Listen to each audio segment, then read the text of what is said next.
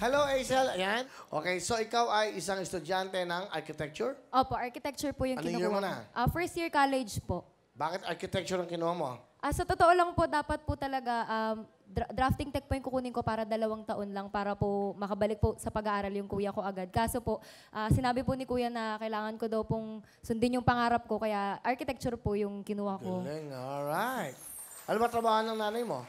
Ay, patay na po yung mama namin. Okay, Opo, sorry. 2006 pa po, bale, namatay po siya. Ang Kaya, tatay mo? yung tatay ko po, dati po siyang security guard sa isang ospital. Tapos po, ngayon po, wala po siyang trabaho ngayon. Bale, naghahanap po siya ng bagong trabaho po. Sino kasama mo, Hazel?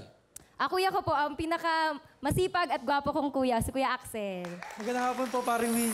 Sige, ano gusto mo sabihin sa kapatid mo?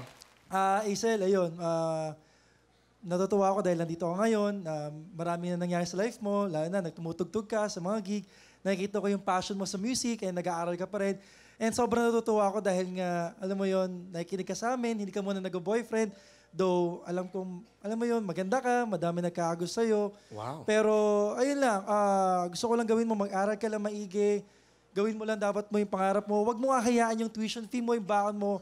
Ako nang bahala doon sa'yo. Ang katong buhay ako, mahal na mahal ko kayo. Hindi ko ipapabayaan. Kuya, ito na yung iti-take ko na opportunity na mag-thank you sa'yo sa buong mundo, lahat ng nakapanood. Kasi buong mundo to mapapanood eh. Kaya ito opportunity na to na mag-thank you sa'yo. Sobrang maraming salamat, Kuya. Sobrang na-appreciate ka namin na minsan may sakit ka, pero pumapasok ka pa rin. Alam mo yun, hindi mo sa amin pinapaalam na masama yung pakiramdam mo, pero hindi mo yun iniintindi para masustentahan mo yung pag-aaral ko. Sobrang na-appreciate kita, Kuya.